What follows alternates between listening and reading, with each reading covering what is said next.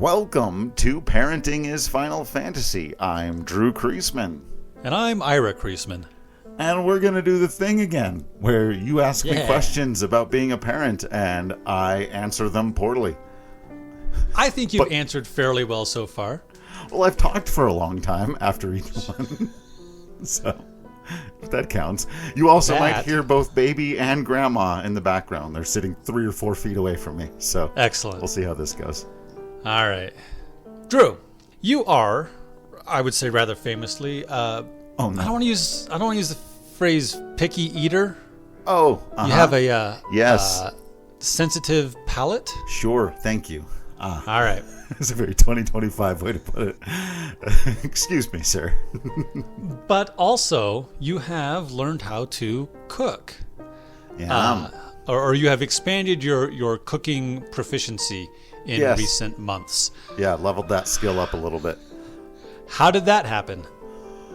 Well, both through necessity, first of all, because I am the one who is home more often than not. I think we've talked a little bit about that. Being home throughout the day gives me more of an opportunity to make home-cooked meals than my wife, who not only is she the one who's going to work, but with her schedule, her days are very long. She's out of the house before 7 o'clock and usually not back until after 6, sometimes closer to 7, depending on, she works at a pet clinic, and so if the last customer of the day or the last person needs a little extra whatever, she can sometimes get home pretty late.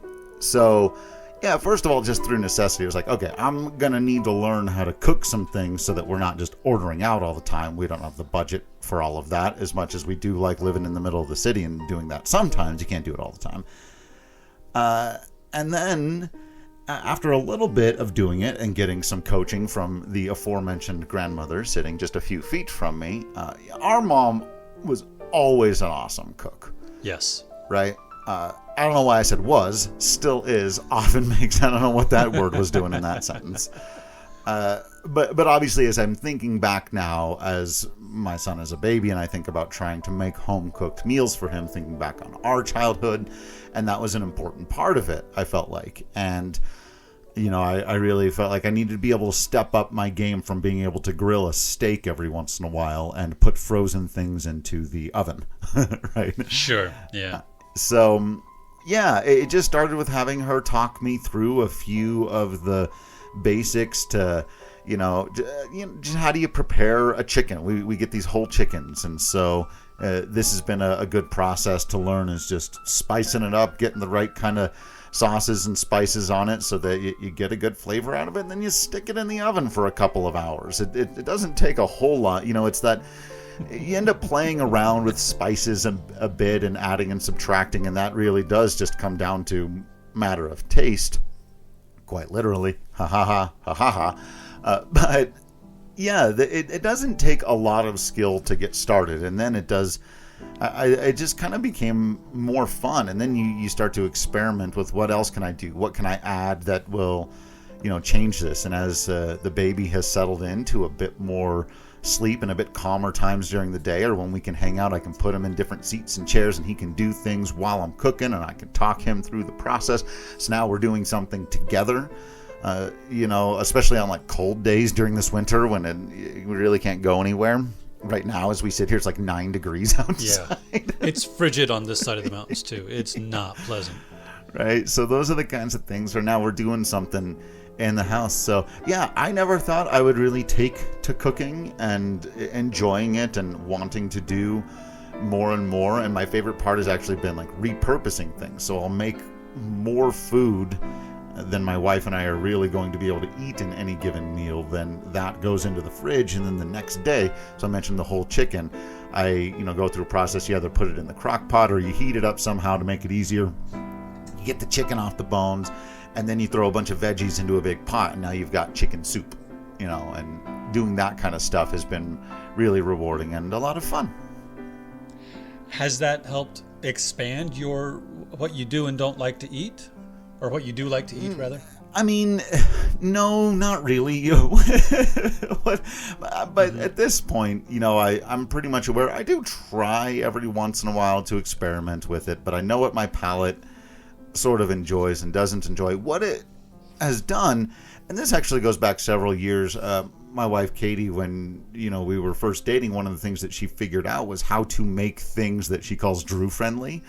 Right, nice. So yep. She's got a Drew friendly version of chili that doesn't have all the stuff in chili that oftentimes make it sit, so that I just don't end up ordering that, eating it ever. And she's like, well, I'll just, since we're making it, we can take out the stuff that you don't like.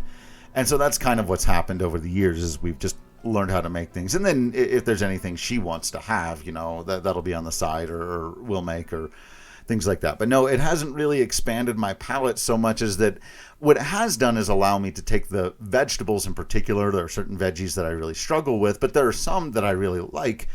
So sometimes when you go out, it's not really your choice. It's whatever is in the dish. And it can tough to be like, again, back to throwing a bunch of stuff in a pot and making soup. I've really come around on peas, and I've always been a fan of like corn and carrots and potatoes. And the one that my wife always laughs at me about is that I like broccoli, and a lot of people that really like a lot of vegetables still don't like broccoli, and I'm the other way around. It's like I don't want onions or a lot of those other kinds of things, but broccoli I'm totally fine with. So, what that has done is allow us to just use more vegetables, but tailor it to the kinds that I'm more okay with. So as your son gets older, do you think you will encourage him to have a more broad palate than you do? Are you going to try to... I don't know. What are your plans? What are your thoughts about that? Sure. Well, I hope that he does. We're obviously very, very early, but so far with a handful of solid foods, just baby mush things. It's like pear or like yogurt with berries in it or whatever, right?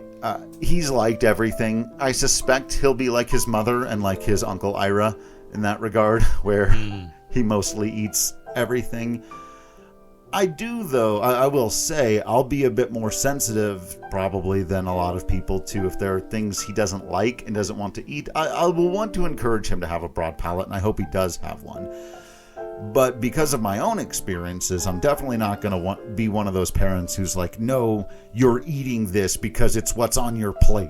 Or you need to learn to like this because it's what we make. It's what we eat in this house. Like if he really doesn't like potatoes or something, we'll probably be pretty devastated and confused. It's like we've had them with every meal. It's a strange thing to, but I'm not going to be somebody who tries to force him to eat things he doesn't like, because I know that there have been times throughout my life where those have been really rough experiences for me trying to eat things. Not that our parents ever forced me to eat stuff I didn't want to, but sometimes at school or sometimes on trips, certain situations where people go, oh, just eat it. And, it made me feel sick, and it made me feel anxious, and a ton of negative feelings. And so, I will recognize, I think, that if that does happen to him, be like, you know what, let's find an alternative. My other question is, yep. You are with your baby almost all the time. When's the last time you were alone? Oh, I don't know. I don't remember. So sleeping doesn't count, right? Now I don't know. I guess not. So, yeah. Because if the baby makes a noise, you got to get up and do the thing. Right. No, there has not been a time since he was born, June 27th, so we're almost 7 months now. Yeah. No, I have not done that. We did go, Katie and Mom and I went to the Final Fantasy concert in November.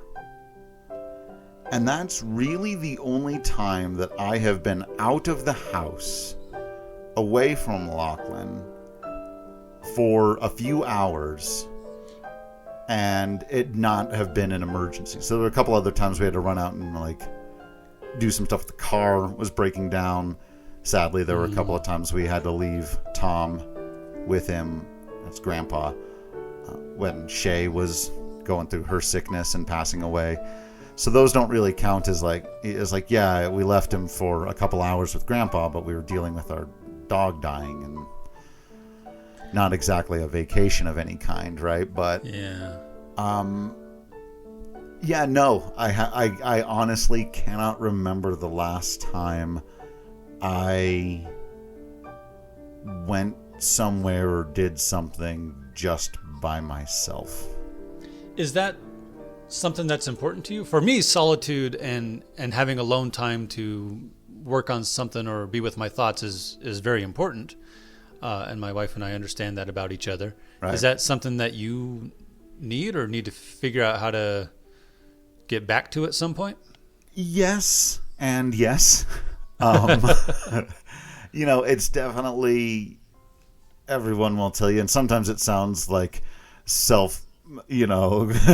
patting yourself on the back nonsense, but as a parent, you make sacrifices, and that's one that I've definitely had to make, is that, I don't get that time, and it'll come back.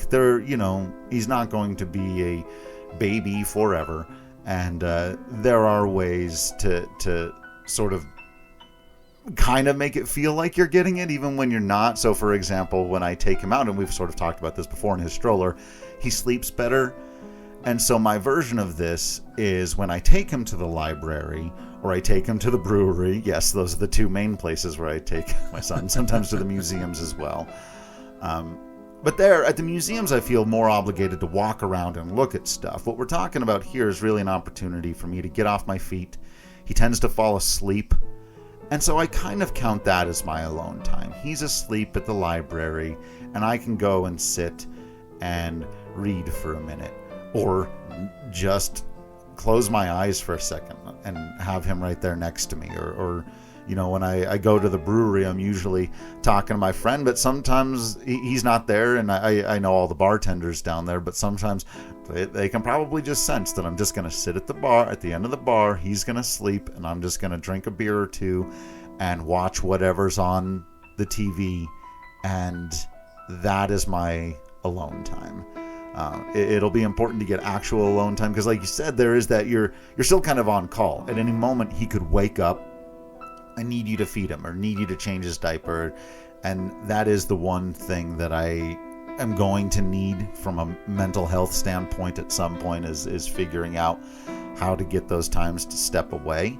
But yeah, it's something I've also been willing to do. I do have one more question. Do we have a little time? Yeah. Excellent. This is something I think about because I try not to do it. Because what do I know? Sure. Who gives you advice, and is any of it useful? Everybody who's ever been a parent before gives you advice. Well, and I will say, Kelly and I almost immediately started talking about education. Right. Because that's our area of expertise. Right. Not really with babies, but I bit my tongue a couple times thinking they don't need to hear this now or possibly ever. Sure. No, I mean, I really don't mind it because it is everybody in a way. Everyone's got their theories, everyone's got their thoughts, everyone's got their little tricks. And like I said, if they were a parent before, they say, oh, this is what I did to get my kid to go to sleep, or this is, and some of those things are totally useless. Some are very helpful, and I just try to take as much of it in as I can. And when somebody is telling me something that I know isn't going to work for my kid, I just smile and say, no, yeah, we'll look into it, right? But yeah, there is a lot of advice just kind of generally out there, and people will throw it at you, and you take what you think is going to work for you, and you leave the rest of it. So I don't mind so much, but it is funny. I think a lot of people feel like, hey, this is what worked for me, so therefore it should work for you. While we all recognize that every baby is different and everything's going to be different, and most people tend to recognize that as well. So, yeah, no, that is kind of funny. It's we were talking about in the Discord more recently, though, something that has started to happen. This is only tangentially related to your question, but an opportunity for me to do a little bit of a rant since we've got some time. So for the first 6 months, I didn't experience this at all. And then in the last month or so, I have been asked on several occasions when I've been out with Locke, are you babysitting today? Oh, no. And Oh, no. as we just talked about, I'm with him every second of every minute of every day. Unless I'm asleep, I am with this child. And first of all, it's a weird question to generally ask of anyone who's family. Sure. Babysitting is something that you pay somebody who's not in your family to do. When somebody else is spending time with your child, I don't think that's babysitting. Even if it's grandma, if it's you and Kelly, and it's certainly not either of his parents. But yeah, again, I swallow any kind of negative feelings I may have in those moments because whatever, and they don't know, and they're just trying to be nice. But certainly when you're, on day 3 or 4 of your wife's had to work every day, you've been with him from sunup to sundown, and then the guy at the car dealership very innocently asks, hey, can you watch him for a minute? I'm just like... Several minutes in a row. Time me. I bet you I can. I have. I will again. I always want to be like, can you promise it'll just be a minute? Are you going to take it afterwards? 'Cause... You mean, can I continue to do what I've been doing every day for the last 7 months? I'm on it, sir. But again, you try to recognize that people are doing that with a certain amount of innocence. They don't know our situation. They're not being purposefully mean or whatever, but those are the kind of the weird societal expectations where you're like, yeah, I get it, but no, I'm not babysitting my kid. Thanks for listening. Make sure to subscribe to all the stuff, and we'll see you next time.